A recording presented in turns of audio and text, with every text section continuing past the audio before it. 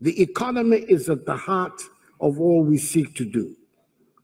It is the success of the economy that will guarantee an improvement in the quality of the life of our people. I believe we are now all agreed that the fundamentals have to be sound if the economy is to flourish. We've just concluded a program with the IMF, and with continuing discipline, we shall sign off from the deal in April.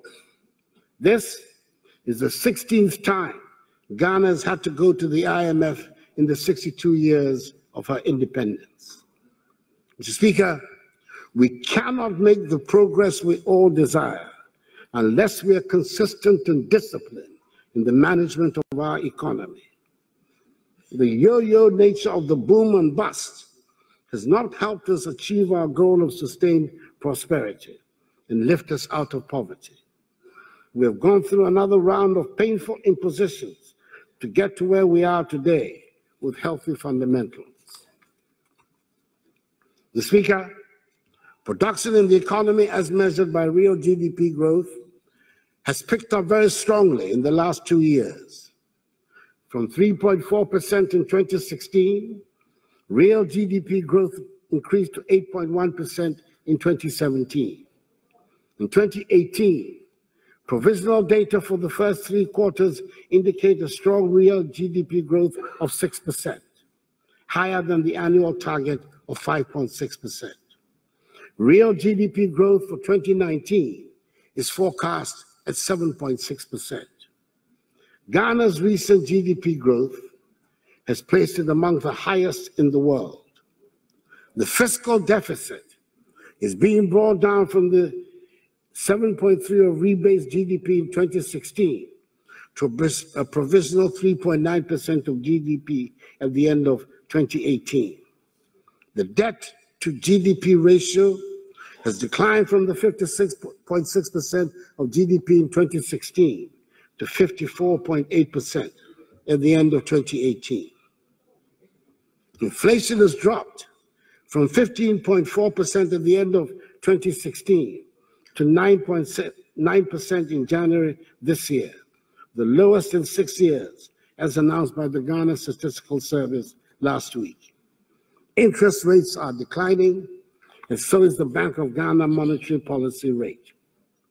Our trade balance account, for the first time in more than a decade, recorded a surplus in 2017 and is expected to remain in surplus. In May 2018, a $2 billion Eurobond was issued for 30 and 10 years of $1 billion each, with coupon rates of 8.62% and 7.62% respectively. And these were the lowest rates and the longest maturity in our history, signifying confidence in the economy. It comes as no surprise, therefore, that today Ghana is the leading recipient of foreign direct investment in West Africa. Mr. Speaker, these are good figures. And as we prepare to exit from the IMF program in April, we expect impressive figures and good performance to continue. We are very much aware that this is not the first time we have had such a good set of figures, but we're determined to do things differently this time around. We have imposed on ourselves fiscal discipline, we're paying off legacy debts, and deepening good governance practice, and business confidence is growing. We will maintain the discipline and bring progress to our country. We've decided to institute a legal framework to help with the discipline. We've passed the Fiscal Responsibility Law, Act 982, capping the deficit at 5% by law.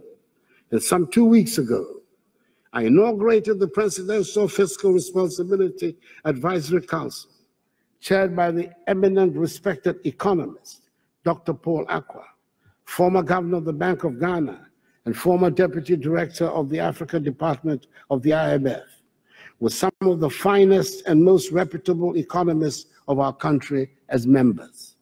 Its purpose is to advise the President on relevant additional measures needed to maintain fiscal discipline. We have done this because we know the temptation to go on a spending binge will always be there. We know election years will come around and there'll be pressure on government to splurge, and persuasive arguments will be made that you have to stay in government to be able to implement your programs. However, I am bent on running a responsible administration, mindful of the next generation and not merely the next election. In the meantime, our efforts are bearing some fruits, and the world has taken notice of the improvement in our economic fundamentals. In September last year, after almost a decade, we received our first sovereign credit rating upgrade from Standard & Poor's, S&P. This upgrade saw us move from B- to B with a stable outlook. In December 2018, we also hosted the Managing Director of the International Monetary Fund, Madam Christine Lagarde, a visit that was historical in every sense, as this was the first time that an IMF Managing Director had ever stepped foot on Ghanaian soil.